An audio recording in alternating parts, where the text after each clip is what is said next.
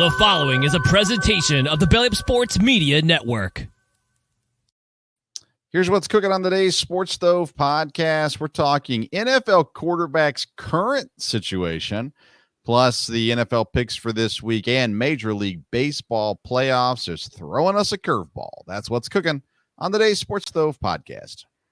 From Belly Up Sports and the Belly Up Podcast Network, you're listening to the Sports Stove Podcast with your host, Vince Stover.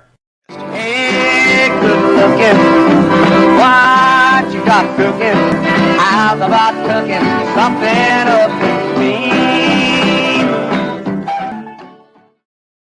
Welcome in to an all-new edition of the Sports Stove Podcast, presented by Righteous Felon Jerky. Join the flavor revolution at righteousfelon.com and use the promo code STOVE15. You're going to get yourself 15% off your purchase, and you will not regret it. Welcome into another Wednesday episode of the Sports Stove Podcast. I'm your host, Vince Stover, joined as I am every week by my dad, Dale Stover. Dad, how you doing? Wow, exciting time for sports going on. Like I said, the NFL is not disappointing with surprises, and college football is good. And, of course, you know, like you said, baseball's throwing us a little bit of a curve, so that's exciting. And the NHL is back already, so there's a lot of good things happening. No need to taint the episode, Dad. Yeah, there is. NASCAR playoffs, too, so there's plenty of things. Plenty of things going around right now. Let's start in the NFL. Robert Saleh, as we all suspected, first NFL coach fired this year. I went on record going into the beginning of the year saying the Saints would be firing their coach first. Boy, was I wrong. But Robert Saleh gets his walking papers. Aaron Rodgers says, I didn't have anything to do with it, which the reality is he wasn't winning football games. So at the very least, he had a little bit to do with it. But Robert Saleh is gone in New York. I think he's a great defensive coordinator, but it has not panned out for him as the head coach in New York. Maybe he gets another opportunity at some point down the road. But Dad, again, going into week 6, we're 5 weeks into the season. Of all the coaches out there, we knew he could get let go, but I don't think either of us saw it coming after week 5. No, not this early. Like I said, I think he was in trouble. Probably not surprising that maybe at the end of the year he would have lost his job. It's going to be interesting to see. There's going to be several coaches, I think, that won't be back next year. The question is, are teams going to start making changes during the season, or you know, are they going to let things play out a little more? We'll see how that goes. All right, well, let's run through them real quick. New England Patriots, brand new coach. He's going to be there again next year. Yeah. The Dolphins, they're also 2-3. Obviously, quarterback issues. I would assume, and I would assume that you assume, Mike McDaniel's safe in Miami, correct? Yes, yeah, I would think so. Like I said, there was quarterback issues. I don't think he's to blame on that. All right, in the North, Bengals, Browns, right now, horrible starts to the years. Do you think any of those coaches are in trouble? I think Stefanski could be. If the Browns continue to underachieve. Again, I like him as a coach, but I think that could be a question. See, I think Cincinnati's is actually in more danger. I think Cleveland, everybody looks at it and goes, Deshaun Watson, he's the problem. And if they eventually go away from him, I think they'll start winning football games. But in Cincinnati, I mean, you got too much talent. You've got a top-tier quarterback, which we'll talk about in a minute. You got to win games, and starting off every year slow has been the mantra for Cincinnati, but 1-4 this year, you just can't do it. I think the Bengals are probably in danger of losing a coach, probably not during the season, but I think they might move on at the end of this year. Let's look at the other ones. In the South, I think Texans is definitely safe. Colts, I think, is still safe. Titans is a new coach, so he's probably safe. What about the Jaguars? Another team that starts really slow and has consistently done so. Super Bowl winning coach, but man, it has not connected in Jacksonville. Yeah, I think it really just depends how the season goes. But if they don't make the playoffs, and especially if they finish, way below 500, I think, Jacksonville may be looking for a new coach. Agreed. Let's see here. In the West, it looks like Chiefs, Broncos, and Chargers and Raiders. I think they're all safe. I don't think there's going to be any changes in the West this year. Do you? I mean, I wouldn't think you do either. I don't know for sure about the Raiders situation. That would be a little bit of a question, maybe. But otherwise, everyone's newer. I think everyone's safe. Yeah, you got to give him a quarterback.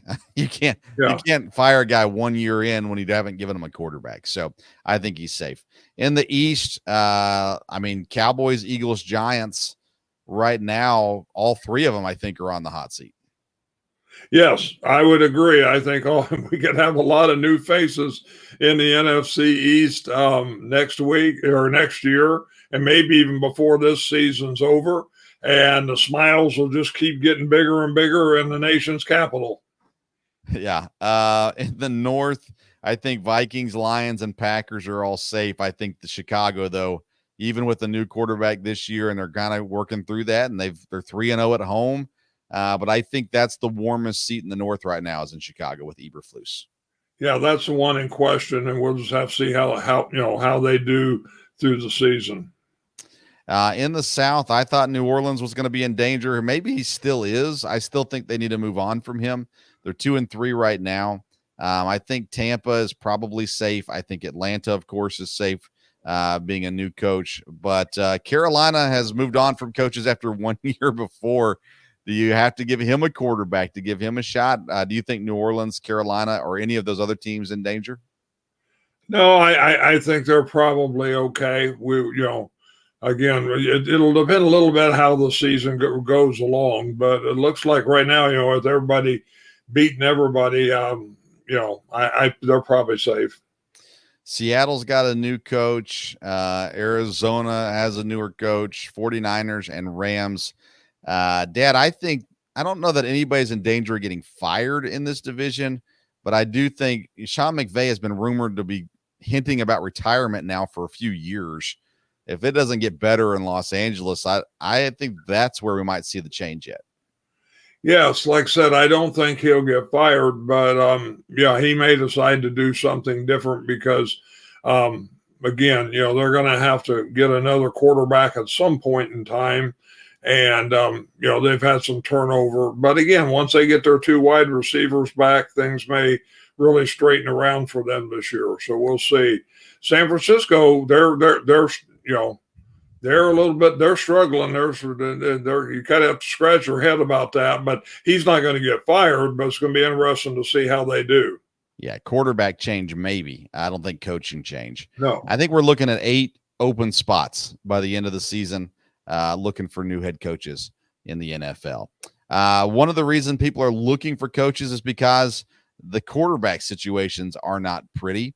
I started thinking about quarterbacks this week and kind of who I would like. I actually got asked, who's your top 5? And I got through 4 pretty easy, but coming up with the 5th is where I started to struggle a little bit, Dad. And then the more I went deeper on it, I'm not sure as it sits right now that I think there's 10 quarterbacks that I would love to have on my team right now in the NFL. So I'll give you my top ones. Mahomes, Allen, Burrow, and Lamar Jackson, to me, are easily a top 4. Then you got the CJ Stroud and Jordan Love kind of tier, in my opinion, there before you kind of drop down a bit to the Cousins, Hurts, Prescott, Herbert kind of level. Justin Herbert, he's been injured, but one of the more discouraging quarterbacks this year as well. So I don't know. Who do you kind of have sitting up there as your top guys that you say, man, if I had to start a team, not counting the rookies at this point, unless you want to include them in this, who's kind of your top 5, 6, or kind of how do you have that tier looking? No, I think you're right on, with there, like you said, you've got Josh Allen, of course, you've got Mahomes, you've got Burrow and Jackson. Jackson. You've got Burrow, and again, I think Stroud and Love are good. I think Jalen Hurts, is still he's a notch below, but I think he's going to still end up being a good quarterback there. Guy in Atlanta's done real well. We'll see how Detroit shakes out. That's always been kind of interesting there. But they're definitely teams that need quarterbacks. And, like I said, the rookies, we'll see. But of course, the guy at Washington, boy, he's the best one so far, no doubt about that. And definitely teams that need quarterbacks. We'll see, will Richardson develop? Kyler Murray, in some ways, he's had a good year, but can he stay healthy the way he plays and everything? Some question with that. Your guy Baker Mayfield, he's good. Is he going to be elite? I don't know, but he's definitely a great starting quarterback or a good starting quarterback. And how long will he keep going? Trevor Lawrence, boy, that's a big question there. Can't believe he's not any good, but he has definitely struggled from there. But then and Herbert, I think he'll be fine. But again, a lot of other teams are open for quarterbacks for sure, and we'll see how some of the rookies. Justin Fields, I think, has looked good. We'll see if he turns out to be a legitimate starter there or not. So, and Dak Prescott, if Dak Prescott doesn't work, he's one of those guys probably, if it doesn't work at Dallas, he might a change of scenery, he might be just fine. So, and there's probably some guys like that. Well, right now, Geno Smith leads the league in yards. Dak Prescott is second. I would not put either of those guys at the top of my list, though, either at the same time.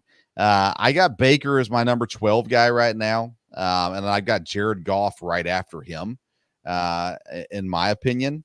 So I got a few lists, though, for you to talk through. You kind of jumped ahead on me a little bit there. So 4 guys. I think I know the answer to this, but I'm going to ask it anyways. 4 guys, which one do you take?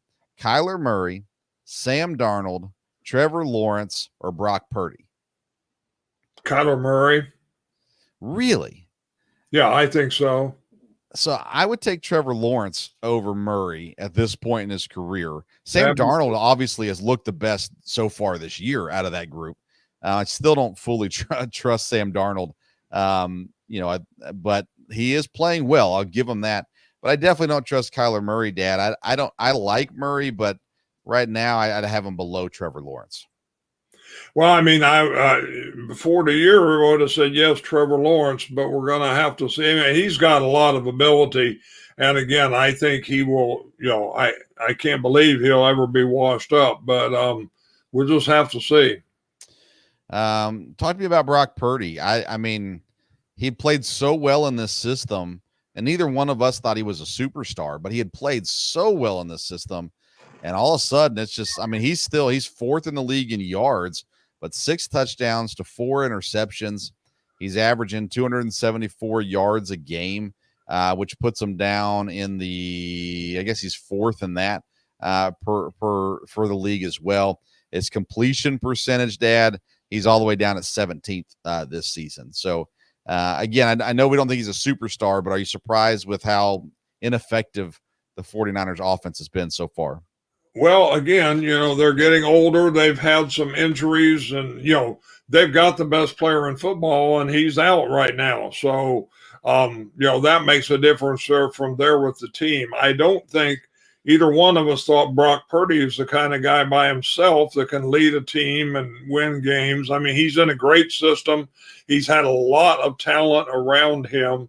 And so obviously he's not bad, but it'll be interesting. If he ends up, the 49ers make a change at some point in time, will he go to another team and be as effective as he was in San Francisco? I just don't know about that. So we'll have to see.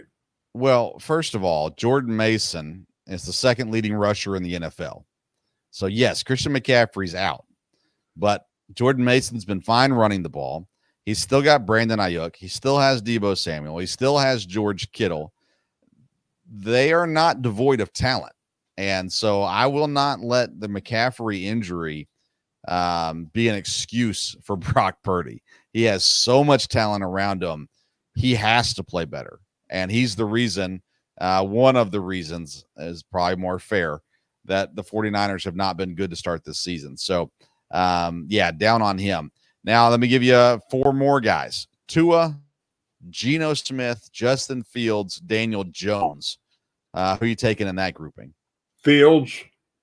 Really? Man. Yeah. I mean, I like Fields the most out of that group, but Geno has just been better. I mean, I'm not a Geno guy by any stretch of the imagination. But I don't think I would take Fields over Geno right now. Those are 4 guys that I don't like being my quarterback right now, the way that they're playing. And so that's why I put them in that list. Tua obviously has the concussion issues. That's definitely a deal. Justin Fields has been fine, but he hasn't been great. And they have not been scoring points. So there's that. Daniel Jones, again, he probably shouldn't even been on that list. And Geno just continues to do what he does. He leads the league in yards currently. He's up towards the top, I believe, in percentage. He is 4th in percentage right now as well. He's got only 5 touchdowns to 4 interceptions. That's his down marker right now.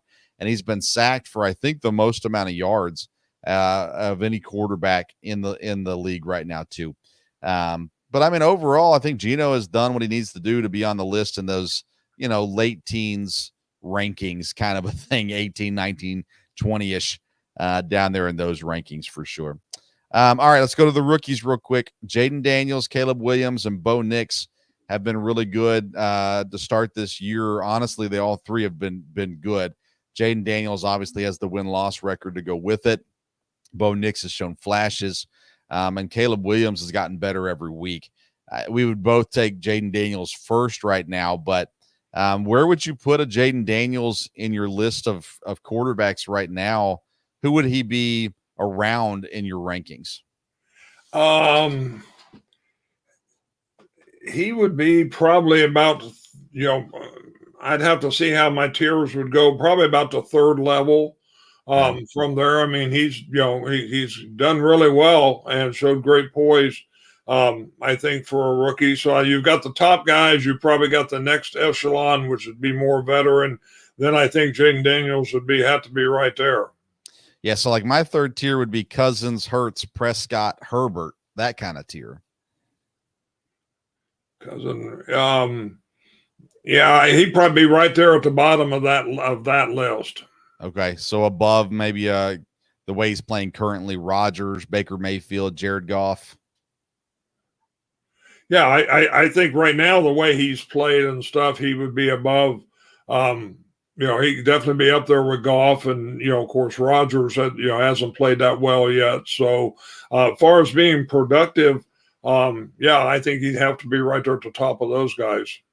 Bo Nix, same kind of question. Would you put him in the Geno kind of category, or would you put him in the, I don't know, Brock Purdy? I don't know. What category do you put Bo Nix in?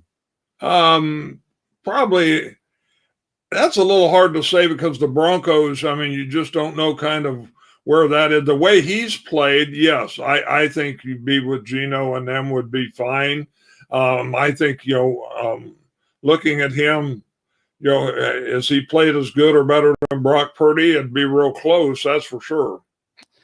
Very close, actually. So Bo Nix, he's lower, about 4% lower in completion percentage with Brock Purdy. Their touchdowns, the interceptions are similar. Purdy's a little better. Purdy's 6-4. Bo Nix is 3-4 as well. Really closer numbers to Caleb Williams, the other rookie right now. Completion percentage very similar. Interceptions are the same. There's a lot of similarities there stat wise to those guys. I'd still take Caleb Williams over Bo Nix. Would you? Yes, I think at this point you would. Yeah, I mean, I don't have Williams up. I put him in that Tua, Geno, Justin Fields level kind of as well. I maybe in Bo Nix, maybe even a level below that. Also, we got 3 new starting quarterbacks this week. Drake May takes over in New England. Aiden O'Connell reclaims his spot in Vegas. And then Spencer Rattler will fill in for the injured Derek Carr What are the expectations we should have for Drake May, not only for this week, but for the season ahead? That's hard to say. I'd like to hope, the coach and everybody involved there feels like, he's ready to get this opportunity. And it's not a matter where he's just being forced into it. They have given him a few games. I think it'd be interesting. He, coming out of college looked very good. We'll just see how he fits in the system. Again, not a great team around him. But I think he could do. I think he could do well. We'll see if he can, again, if he can manage not lose the game for his team, and show some poise for a rookie. Then I think it'll be successful. Yeah, I mean, I don't have high expectations, especially with starting off against the Texans. I don't have high expectations for him. But you look at this team so far. New England scored 16 in week 1. 20 in week 2, 3 in week 3, 13 in week 4, and 10 in week 5. So they're not scoring points. So that's not good. After Houston this week, and they're at home, they travel to London to play the Jaguars. Then they got the Jets, then the Titans, Bears, Rams, Dolphins to follow that, Colts, Cardinals. Like, they've got a stretch there that's not, not world beaters. So we'll see. That'll give him a couple weeks to kind of get his feet down, and let's see if he can do better. You would think he couldn't do much worse than what they've been currently going as well. So I'm excited to see how he does, and see if he can jump into the mix with Caleb Williams and Bo Nix as well from there. Couple injuries too. Michael Pittman's out multiple weeks for Indianapolis. Nico Collins is on the IR now for Houston. So that's a couple big hits there. Of course, Derek Carr, we mentioned Spencer Rattler getting the start. Derek Carr injured as well. So some interesting injuries coming into week number 6. And as the bye weeks come, they're going to be ever so important for these teams. Let's go into our picks for this week, Dad. You hit 500 again this week. Congratulations on that. I went 5 of 4 or 5 of 6, excuse me. I got 5 correct in our pick 6 this week. And so we'll continue our pick 6, as well as we pick every game in our Run Your Pool Pick'em contest, sponsored by Belly Up Sports. But we're going to pick the primetime games. Those are 3 games, and then we'll pick 3 random games of our own choosing. Let's start on Thursday night. Tomorrow night, Dad, San Francisco travels to Seattle. We've kind of knocked on Brock Purdy tonight. Seattle's only 3-2. They started off really good, and they've kind of tapered now too. San Francisco on the road as a 3.5-point favorite, Dad. How do you feel about Seattle hosting San Francisco? Yeah, I mean, a lot of these games are interesting the way everybody's played so far, but I'll pick San Francisco in this one. Again, they should be able to win. It is at Seattle, so you never know when you go up there. But I'll take San Francisco. Can't say I definitely wouldn't have picked this game if we didn't have to. So, yeah, I told you this week I'm just going to go opposite of you. So I'll go Seattle in this one and take my chances. I would stay away from this game if I could, but I'll take Seattle over San Francisco because they're at home. If the 49ers were at home, I'd go there. There's just something wrong in San Francisco. They've got to get it worked out, and maybe they work it out this week. But Thursday night games don't seem to be the time that people work things out. So I'm going to go Seattle in this game. Sunday night is the Bengals. Is it Bengals and Giants? I got to figure that out. Yeah, Bengals and Giants. Bengals are traveling to New York. New York has looked a little better. The Bengals are 1-4. I mean, they cannot lose another game for the next couple of weeks. They have to win games now, and they've got to start it here. They're 3.5-point favorites on the road also. Do you trust the Bengals to get a win this week? Well, trusting the Bengals is a hard thing this year, but like you said, they've got to win. The Giants, they can play some really good defense at times. So, but yeah, I'll have to go with the Bengals on this one. Hopefully they can start to right the ship a little bit here. Well, as much as I want to pick opposite of you, I cannot do that in this game. I will go Cincinnati in this one. Monday night, the Buffalo Bills travel to the New York Jets. They fire their coach this week. Does this give this a boost for the Jets, or is it going to harm the Jets? Can Buffalo get the win here? How do you look at this one? Yeah, I mean, you do have to look at that because sometimes when a team has a change like that, they can rally around. But the Jets are having trouble rallying. Buffalo needs this win. I think Buffalo is the better team. It's on the road, but against a division game, I'll go with Buffalo. Yeah, I have to go with Buffalo too, because if it was the offensive-minded coach that leaves, then you might say, okay, well, that might spark some energy on the offensive side of things, but it's a defensive-minded coach that is changing. I don't think it does enough to motivate things going on, and the Jets' offense has not been that great. They only scored 9 against the Broncos.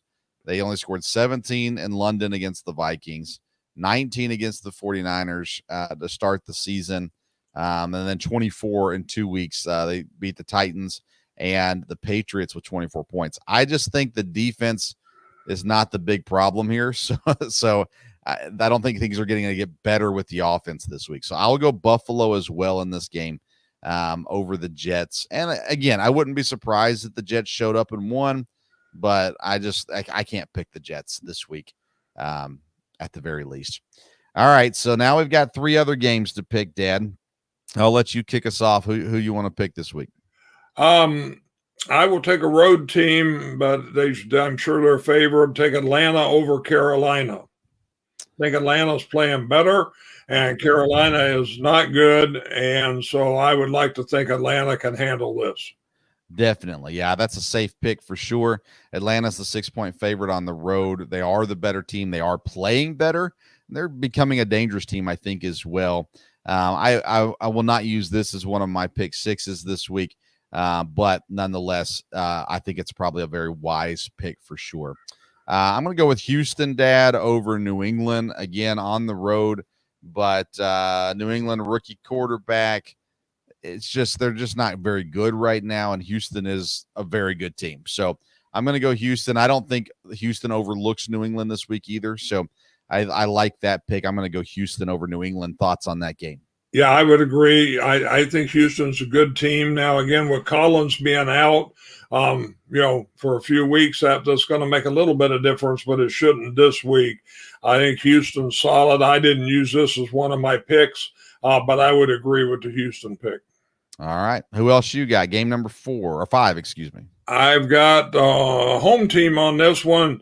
You would think the Eagles can rebound, and if they're going to rebound, Cleveland's a good team to do it against. So I want to take the Eagles over Cleveland. Well, I apologize to all Eagles fans. You just got your pick of death right there, Dad picking there. So, yeah, good luck. Good luck for sure. Okay, I'm not going to pick that game. You're right. Philadelphia should win. There's no doubt about that. I mean, at some point, Cleveland's going to implode, and that's what it's going to take for them to get Jameis Winston on the field before they start winning games. So maybe it's this week that they implode. We will see. I'm going to go with the trusty old Los Angeles Chargers, Dad, against Denver. Denver has played better, and they've given their fans some hope, but they're really not that good. And so I'm going to go with the Chargers. I'm going to trust them this week. I believe the Chargers are 2-2, by the way, but they're coming off of a bye week. And so, not a bye week. They're coming off a bye week, I think. I should know this coming into this. Coming off a bye week. So a little healthier, time to game plan. I'm going Chargers over Denver. Do you have any thoughts on that game? Again, I did not use this as my pick 6 game, but in the run pool, I did pick Denver. Their defense there, and it's kind of a toss-up, but it'd be interesting to see if Denver can win this one. So since they're at home, Mile High, we'll take a shot. Okay. Game number 6, who you going with? I'm going to go with the Steelers over the Raiders. Yeah. So, again, I think the Raiders are in trouble. They got a new quarterback, but I don't think that'll make a difference. Steelers, again, coming off a loss here, but and they're on the road, but I'm going to go with Pittsburgh. Yeah, I'm staying away from that game for sure. I don't know. I don't trust the Steelers at this point. I definitely don't trust the Raiders at this point. So I would pick the Steelers to win that game. But at some point, I think we're going to see Russell Wilson at some point soon in Pittsburgh. Honestly, because there hasn't been enough out of Justin Fields. He's been fine, but he definitely hasn't been great or good. I would even say it to this point. My last pick, I'm going to go Tampa Bay over New Orleans. Spencer Rattler at quarterback for New Orleans does not give me confidence there. Their defense is decent, but Tampa at this point is just the better team in the way this is set up. And so I'm going to go Tampa Bay on the road. They're 3.5-point favorites on the road against New Orleans. I think they get that win. If it was not Spencer Rattler and it was a healthy Derek Carr, I don't know that I would be so confident on that. But I feel pretty good about this pick. What do you think about Tampa and New Orleans? Yeah, I think with the new quarterback, I think that's a good pick. Again, it is a division game, so those are always a little tricky there. But I would think Tampa Bay ought to win. All right. Out in London again this week, Jacksonville is actually being hosted by Chicago, although Jacksonville's 3 straight weeks out there, I think. Dad, I don't know what to do with Jacksonville. I mean, I feel like they're the better team. I feel like they should beat the Bears. They definitely have experience out there in London, but I mean, what can we do with Jacksonville right now? We can't trust them. No, you definitely can't trust them, no doubt about that. I did pick Jacksonville because, again, I don't think the Bears are extremely good yet either. And we'll see again, being a game in London, you don't ever know how everybody's going to react to the trip and everything. Jacksonville is a little more experienced at that. I'll pick Jacksonville and definitely be for them in this one. So, friend of the show, Matthew Jackson, suited up for the first time this season in Jacksonville this last week against Indianapolis. And wouldn't you know it, Jacksonville got the win. So I don't know if Matthew will be suiting up again this week. He plays strictly special teams right now there in Jacksonville, but he made a difference in this last week, and maybe he does again here in London for them as well. But I wanted to shout out Matt. I appreciate him. We're working on a documentary on Matt, so that makes the story even better, and excited for him to get back on the field this past week. Also, and Jacksonville got the win. I'll pick Jacksonville over Chicago, but again, I mean, it's now or never, just like Cincinnati. It's now or never for Jacksonville. You got to get these wins. The Packers host Arizona. Jordan Love seems to be coming back around. Romeo Doubs comes off his suspension. He's back. They're still without Watson, but the defense has been playing really, really good football, Dad, and especially Xavier McKinney back there at safety. I trust the Packers. I didn't make them part of my pick 6. I will pick them, especially being at home, but it has potential to be a pretty good game here against Arizona. Yeah, it could be a good game. Again, being at home, I think Green Bay will be in good shape. Love definitely is better. I think having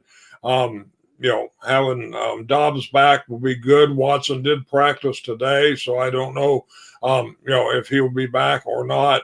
The defense, again, sometimes they have their trouble with running quarterbacks, but again, they've got time to get everything planned on this. So I'm definitely hopeful and fairly confident that at home Green Bay will get the win, and that will really help propel them a little bit. Tennessee hosts Indianapolis, a division battle, which you can never count out division battles as good battles. The Titans are the favorites at home, 2.5, and I'm a little surprised by that, honestly. I'll go with the Colts just because I think Tennessee's really bad. How do you feel about Indianapolis and Tennessee? Yeah, I'd go with Indianapolis too. Like you said, though, Pittman's out, and so we'll see. And the Titans might could get the win on this one, but I picked the Colts. Yeah, the week that I drop Adonai Mitchell and give up on him, Michael Pittman goes down. We'll see if the rookie receiver gets some fantasy love this week or not. Washington, Dad, they're the team of the year right now, 4-1, but they're traveling to Baltimore this week. Not an easy game at all. So when you look at Washington going to Baltimore, Dad, is a 6.5-point favorite. That's a big number in my opinion. But nonetheless, that's where it sits. How do you think this one shakes down? Yeah, a big game really for both teams, especially Washington. If Washington was to win this, the rest of the division can kind of pack it up and go home. But Baltimore should win this. Baltimore's a good team. I think they've started to right the ship a little bit. I think it'll be interesting to see just how well Washington plays with them, even if they don't win. I would have to pick Baltimore, but this should be a fun game to keep an eye on. Yeah, for me, it's a measuring stick game for Washington. I'll pick Baltimore to win, but I think this is where you get to really see what Washington is. How can the defense hold up against the heavy run game of Baltimore, and can Jaden Daniels put points on the board against Baltimore as well? I'm really excited about this game. I think it's going to tell us a lot about the Commanders this week. Then Dallas is hosting Detroit. And when you looked at the beginning of the season, you thought this would be pretty important for playoff seeding. Well, Detroit's 3-1. The Cowboys 3-2. Detroit is the favorite on the road, a 3-point favorite over Dallas. And again, I think things are this close to imploding in Dallas right now, Dad. I always go the home team when it comes to these close matchups. But this would be one I'd stay away from for sure. Yeah, I think Detroit, again, coming off the bye week, has had plenty of time to prepare for this. And if Detroit, has a solid team like it looks like they do, I think they could do damage here in Dallas. And, like I said, things could be a little tough there in Dallas after this. So I picked Detroit, but, again, sometimes the Cowboys decide to play and, we'll have to see. Right. So either team losing this one's fine with me. So I agree. I'd actually root for Detroit losing more so than Dallas just because they're in the division. So I'll be cheering for Dallas this week. Okay. Anything NFL related else that we need to talk about? No, I don't think so. We'll, again, be interesting. Again, it hasn't disappointed. There's been upsets and surprises every week, and I'm sure that'll be the case here again this week. Of course, getting into the bye weeks now makes it a little more exciting for fantasy football. But right now the Chiefs are in really good shape. Otherwise, it's kind of wide open everywhere. Agreed. Okay, let's shift over to Major League Baseball. The playoffs are in full tilt, and as a matter of fact, one series is complete. The New York Baseball Mets, METS, Mets. They move on to the NLCS, beating the Phillies 4-1 today and winning the series 3-1. Dad, when I was getting ready for the playoffs as a Brewers fan, I thought I'd rather play the Mets than the Diamondbacks. Well, I was wrong. The Mets beat the Brewers, and now the Mets beat the Phillies, and they're the first team to solidify their spot into the conference championship. So, wild. Needless to say, I'm sure Phillies fans are not doing well tonight. We could reach out to our Philly fan friends, but we're going to let them be tonight and just let them soak in the sadness, and then we'll talk to them later. I cannot believe the Mets are moving on. And, Dad, they will play the winner of Padres-Dodgers. And the Padres and Dodgers are in a possible elimination game tonight as the Padres are up 2-1 in the series. If they win tonight, series is done. And that has been a fun series because of the bad blood. And that's kept some fire going over there in the National League as well. In the American League, though, Tigers won today 3-0. They lead the series 2-1. And right now, as we're doing this show, bottom of the fifth, Yankees lead 2-1 over the Royals. That series is tied 1-1 coming into the day as well. Thoughts on Mets and then the other series going on as well? Well, yeah, the Mets have been surprising, back a few weeks ago, what didn't even, all of a sudden it's like, well, wow, maybe they could make the wild card. And then, but like I said, they're, in baseball, team gets hot, they get into playoffs, and that's definitely what's happened with the Mets. So, we'll see if anybody can slow them up. it'll be probably real interesting whether they're playing the Padres or the Dodgers, in the next series. But either one, the Mets seem to have things going in the right direction. And feel bad for the Phillies. Really thought they were maybe one of the dominant teams, but the Mets came ready to play, and so they've won. They won there. I'm real intrigued in the American League. The Tigers, they keep going. Thought Cleveland would be a team to dominate, but again, Cleveland still got a shot. And the Royals haven't gone away. The Yankees will probably win that series, but it's been there's been teams at the first of the year in baseball, definitely didn't have high expectations for them, and they've done well. And the Royals will be that way. Tigers and Mets, I don't think we had expectations for, and so it'll be interesting the next few days and the next series for sure. Definitely. All right, let's go to college football, and maybe we should have led the show with this, Dad. I don't know, but Vanderbilt defeats Alabama, number 1 ranked Alabama this week, in a win for the ages. And I don't even know, Dad. I think Vanderbilt's well coached, but there's no excuse for Alabama to lose that football game. No, there really isn't. But Vanderbilt has turned things around. The coach obviously has created a different environment there, a different culture. From there, it's interesting to watch his style, the way he is, not bombastic or everything there. Again, they acquired some good players. This quarterback, they've got some other guys that can play. And, part of the trouble with Vanderbilt's always been, I don't think the players even believed they could win going into a lot of games. But I think the coach has changed that. And so now, they're definitely going to be competitive. As a Tennessee fan, I'm a lot more worried about the last game of the year than I usually am, but we'll see where everything is there. Of course, Tennessee, was very disappointing with the game with Arkansas, but we'll see. Big game with Florida this week. If they can rebound and look good, we will see. But yeah, that was just unbelievable. Them beating Alabama, and they just kept scoring. I mean, you think, well, okay, Alabama's. They're back now. And, it was funny. I was watching the game and the coach came out at halftime on the interview and he said, hey, if we just keep playing our game, we'll close this thing out. And that's exactly what they did. They just, the Vanderbilt's going to close the game out against Alabama. Yeah, they did. So interesting there. And again, when it was interesting on TV. They would show a real tight shot of the Vanderbilt students, and everybody going crazy.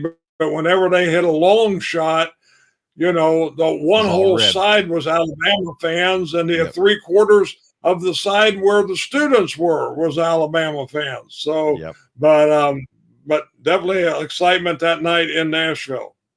Yeah, the people that carried the goalpost down, they were not all at the game. They came over after the game to celebrate the win. They were not all there. They were not all in the stands, for sure. And no Vanderbilt stadium has ever had a majority of Vanderbilt fans in it. I sat there. I thought, man, this is a great opportunity for Tennessee. They blew it in their loss as well. A lot of teams lost last week that probably shouldn't have. Several ranked opponents went down. Missouri will no longer be in the top 10 because they lost again. Let's see here. SMU beat Louisville, which was a big win there. You had Vanderbilt over Alabama.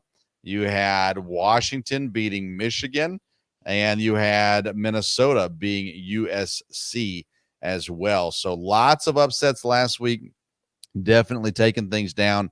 This week, Dad, we really get into some good games this week. It starts off tomorrow or Friday night, Utah and Arizona State. But Texas, Oklahoma will be a big one. Texas undefeated, number 1 team in the nation. Penn State will travel to USC in a Big Ten matchup for the ages. We'll see how that one goes. Penn State now up into the top 4. And then I'm missing somebody else. Oh, Oregon and Ohio State, of course, is going to be a massive game. Battle of 2-3 there. That'll be the Saturday night game on NBC. Ole Miss and LSU face off, number 9 versus number 13.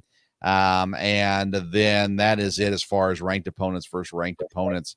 Dad, I guess I look at these. I think Oregon and Ohio State is probably the biggest game of the weekend. But I think Texas and Oklahoma is not far behind it. Yeah, I would agree. Like I said, we'll see how strong Ohio State is. That may just be a great game. It comes down to the end. We'll see. And it's at Oregon, so it could gain a lot of clout for Ohio State to win that one. If not, it puts Oregon, right up there. And of course, both of them being in the conference now. USC struggled, so if they would beat Penn State, that would be a big game to get them back on track. And like I said, Texas OU, I mean, that's always quite the rivalry game, but Texas has really looked good. And again, they could really kind of solidify their spot, with the win over OU, but I don't think that's a given at all. So what was once an SEC laden top 10 is now a Big Ten laden top 5.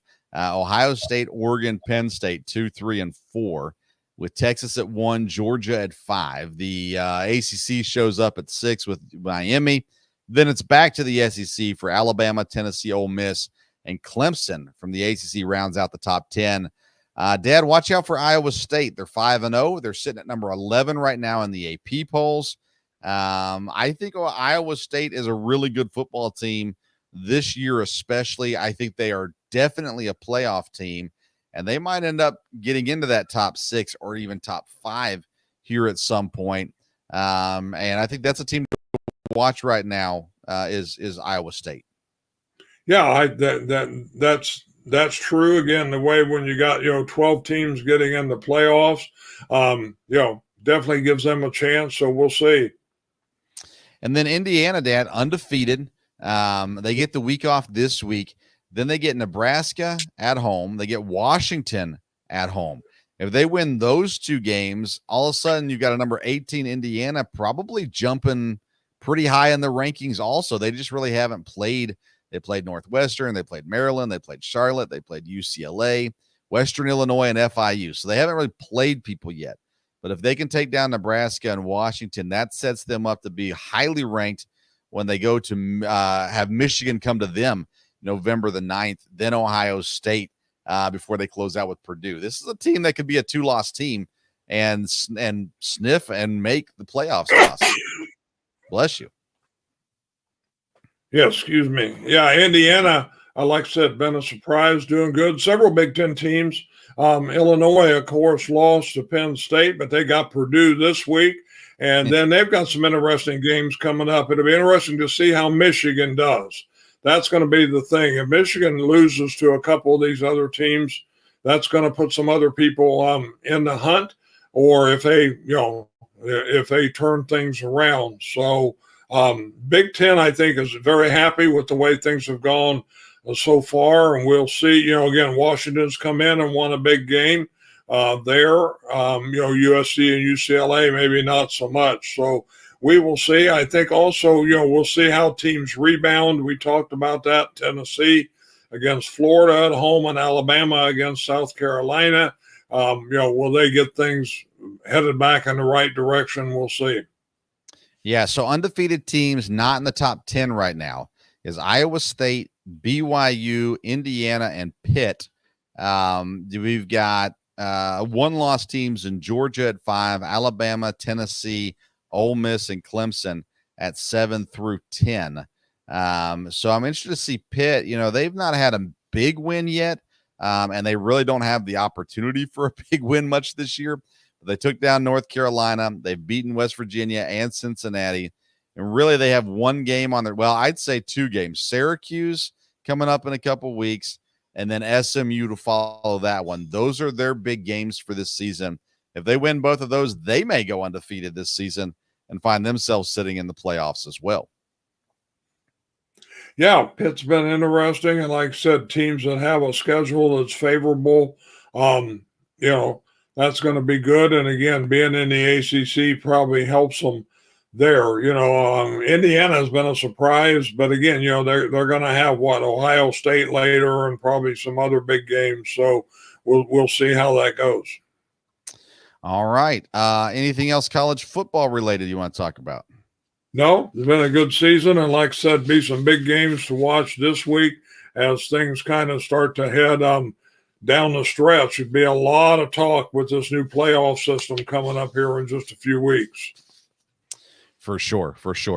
NASCAR goes to the Charlotte Road Course, the Roval, this week, in a elimination race here as they get ready to wind down the playoffs to eight drivers. It's been a fun one. Talladega was a fun race, especially there at the end to watch. As you said, the NHL has started up now and has things rolling. If anyone is interested in this, the Florida Panthers lead the Atlantic Division. They're 1-0. The New Jersey Devils are 2-0, lead the Metropolitan. Utah Hockey Club. Dad, did you watch any of the Utah or watch any of the highlights of that first game in Utah? I saw a couple highlights, but I didn't watch the game. Yeah, great fan base. There's going to be a lot of support there in Utah, and I think that's a good place for the team, no doubt about it. And I think the NHL will be interesting. Should be a good year, and a lot of excitement there. Bruins, Sabres, Blackhawks, and Kraken. Worst teams in the league so far, with 0 wins. And so there you go. There's our hockey breakdown so far. It really gets rolling this week, right? These are some just preliminary start games there. It's regular season, but nonetheless, it'll get more exciting as the year goes on there as well. All right, Dad, anything else we need to cover before we sign off? No, like I said, a lot going on with the NASCAR playoffs and everything. And Predators have their first game tomorrow night. And we have our fantasy hockey draft tomorrow night. And surprise of all surprises, who's in that fantasy draft is number one hockey fan Vince Stover. So that's a shock, but it should be a lot of fun. Always love drafts. And did fantasy hockey for the first time in a long time last year, and looking forward to it this year. Yeah, I got in. I got a show during our draft, so we'll see how that goes. Tomorrow night, 8 p.m., I'll be live right here on the Sports Stove YouTube channel with the Sports Stove Local Hour. It's Family and Fans Night on the Local Hour. So we're talking to several parents of EKU football players and a couple fans from EKU as well will be joining the show. I'm excited about that. It's going to be a really fun show. We're going to get some fun stories, some history as well. It's going to be a good time. So I'll be doing that at 8:00 as well as my fantasy draft from there. So that'll be an exciting time as well. And then next week, stay tuned to our social media at Sports Stove on Twitter. I think probably next week, Dad, we'll have to do a different night just due to some schedule things. But we'll post that on social media so people know when and where they can catch us at for that next week. And we'll be looking at the NFL again, Major League Baseball, and kind of see where we're set up there and everything else going on in the world of sports. And hopefully we'll have a NASCAR guest to talk about the NASCAR playoffs as it trims down to 8 following this weekend's race in Charlotte. All right. Well, like I said, follow us on social media at Sports Stove. Check out Righteous Felon Jerky. If you haven't tried that out yet, you really need to. RighteousFelon.com. Use that promo code STOVE15. You're going to get 15% off your purchase. Well, that's it for tonight. So thanks for tuning in. Until next time, we'll see you around